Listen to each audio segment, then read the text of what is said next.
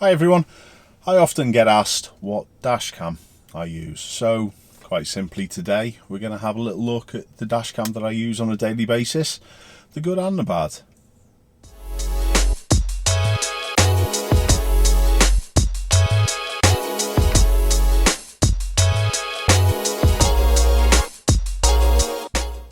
The dash cam that I use in this car, and I've had it since I got this car, is a VIOFO A129 Pro Duo, and I swapped it from the previous model VIOFO dash cam, to be honest, when I actually changed this car because a lot of things were getting taken off to fit the dual controls.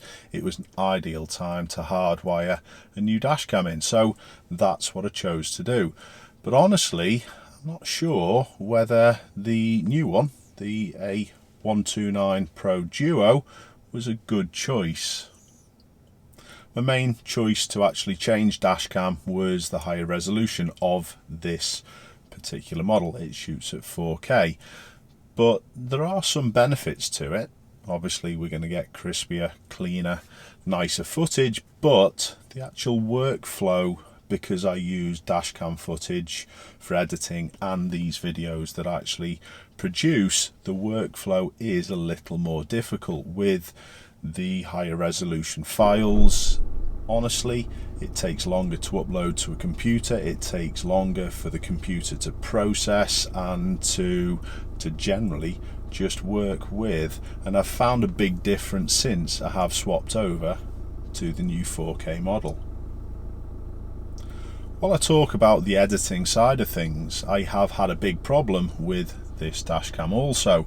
The out-of-box settings that this camera actually comes with, the particular 264 codec that it starts shooting with, isn't for some reason compatible with Apple computers, and I use Final Cut video editing software, and honestly it wasn't compatible.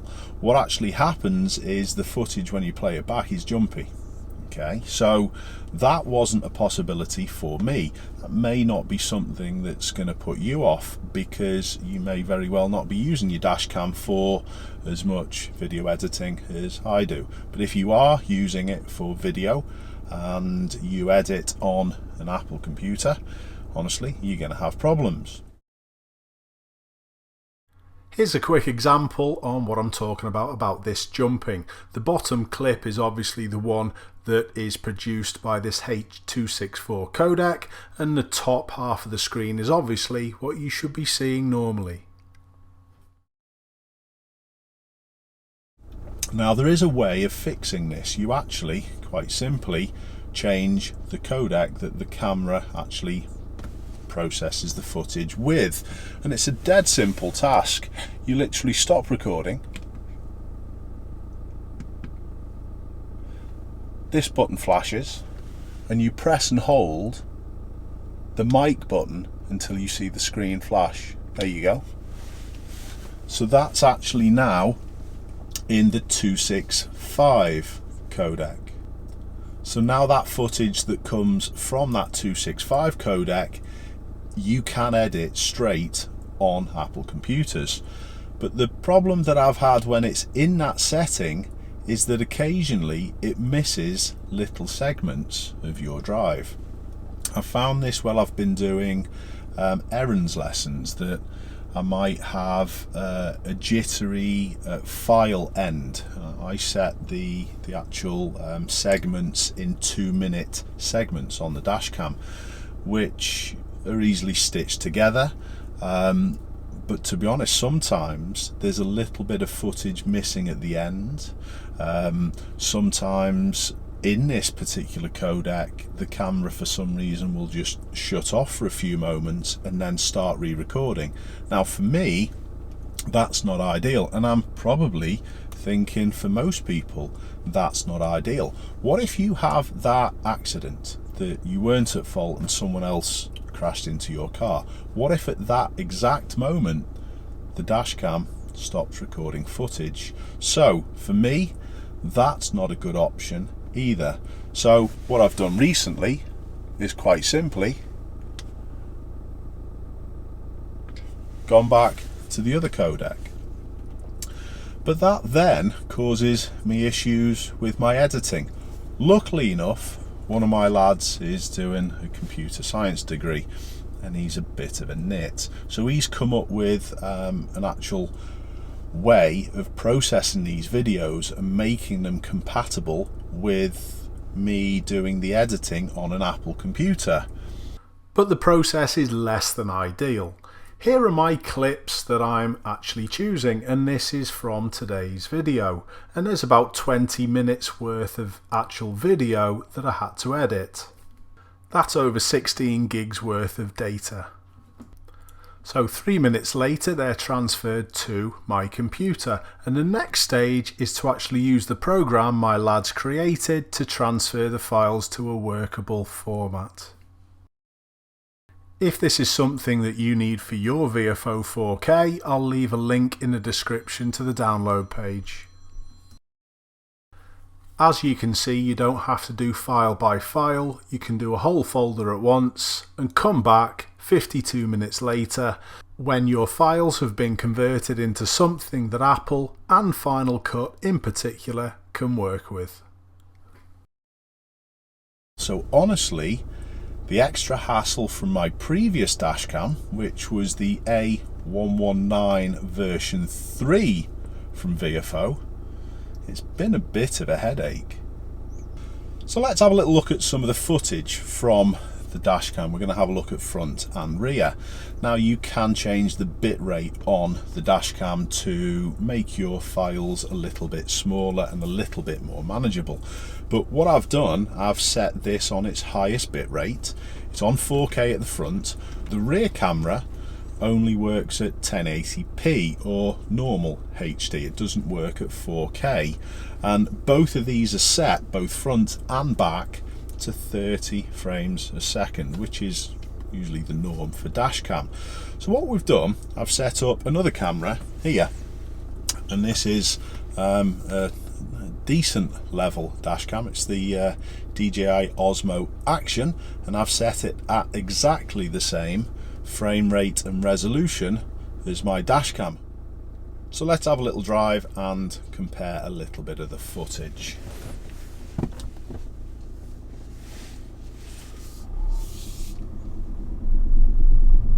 Conditions today are probably about perfect for dash cams, to be honest. Tell you what I am going to do first, just before we go any further. I'm going to give my windscreen a little bit of a wash,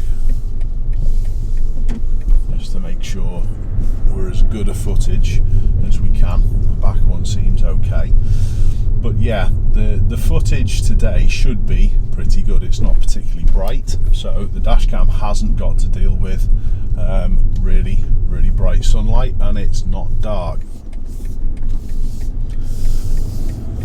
Okay, so I'm on my way to the supermarket, so we'll have a little drive there, and let's have a little comparison just between the two images. The one from the dash cam first of all, and now we'll have a little look at the action cam, the DJI. I've not actually compared this footage beforehand, so I've got no idea about how it's going to stack up. But what I have found is that the dashcam footage is honestly excellent. It's very good. It's crisp, it's sharp. It allows me to crop and zoom in certain situations, which you've probably seen in some of my videos. But honestly, I've had no issues with the actual quality of the footage whatsoever.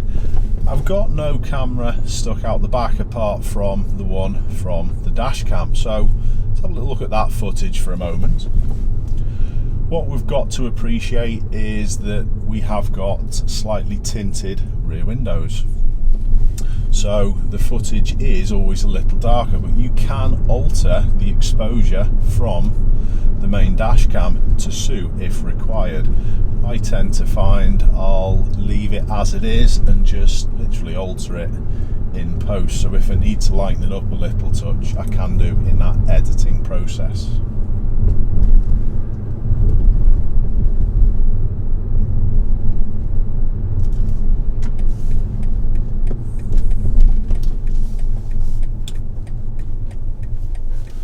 have a little look on how both the dash cam and the action cam cope with cars going past in front. Now, this is the area where no dash cam or action cam is gonna do a brilliant job, because they're only running 30 frames a second. If you were to higher that frame rate, and this dash cam front one does run at 1440p at 60 frames a second, your images are going to be smoother, and that's going to help you capture number plates, for example. But I tend to run it just at 30 frames a second. There is a big cost difference between the A119 version 3 and this A129 Pro Duo, and honestly for me, I don't think it's worth it. The older one, the A119 version 3, for me was brilliant. I didn't have any issues importing files or video editing. It didn't crash once, it didn't miss frames, it didn't do anything. But unfortunately with that version 3 they don't do a rear camera, and I haven't had any experience of the model that's sort of in between, the A129, not the Pro, just the A129. I've got no experience with that. Maybe you run that camera and you can give us an idea whether you've had any problems with it. Is there anything else on the market that really stands up to this? Well, I know there's a couple of 4K dash cams that are on the market, but honestly I've had no experience with them, and because I'd run a VIOFO cam for a year or so previously, that's why I chose to actually go with a 4K VIOFO. But honestly I don't think it was a brilliant decision.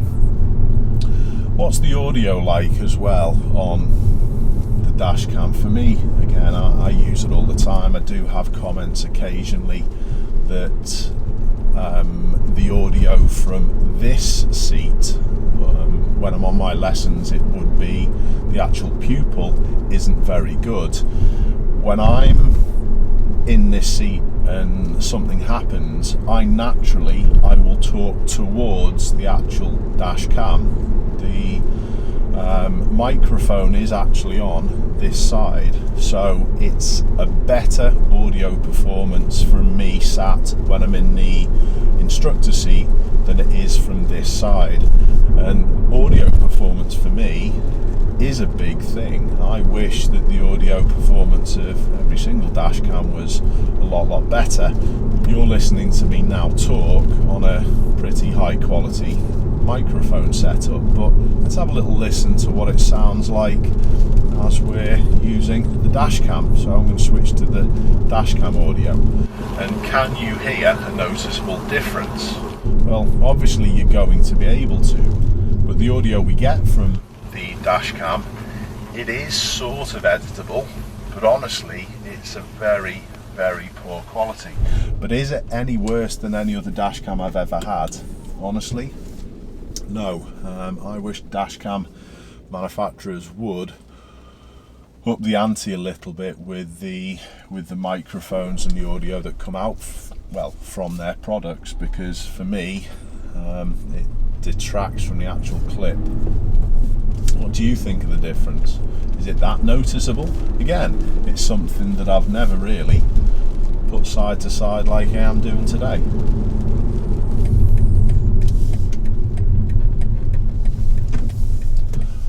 Oncoming traffic, number plates. Let's have a little nosy at both cameras with these as well. First of all, the dash cam.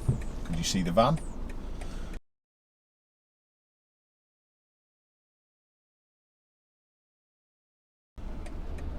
And now the action cam. Can you see the next van? Can you read its number plate?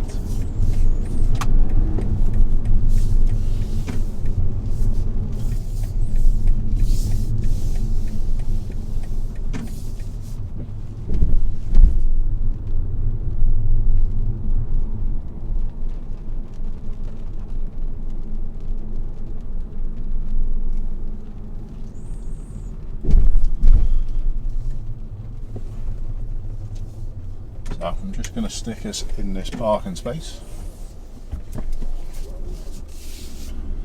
I'm heading off to the supermarket.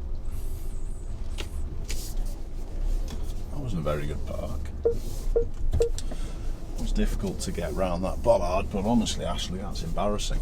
But yeah, I'm heading to the supermarket.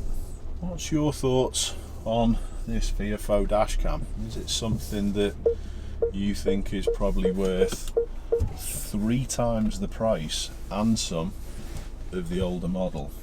Is it worth it? For me, I don't think it was good value, but it does also save me having 2 cameras. I used to run a separate dash cam on the back, and then I used to have 2 different memory cards that I had to pull out. The good thing about having this Duo set up is that it all records onto one. It's another thing that maybe you should be thinking of if you're thinking of going over to a 4K dash cam is the file size. You will need bigger memory cards, and they can be pretty expensive, to be honest, but overall not brilliant. What dash cam do you use? How do you find it? How reliable is it? And honestly, would you be thinking about changing over to this dash cam after what I've said? Let us know in the comments. Keep safe, everyone. Thanks a lot for watching, and I'll see you all soon. Just something extra before I go, everyone. I forgot to mention in the video about the emergency record button, which is situated just here. You can put these wherever you like, and it saves you taking your hands away too far from the controls to get that video clip saved. Keep safe, everyone. I'll see you all soon.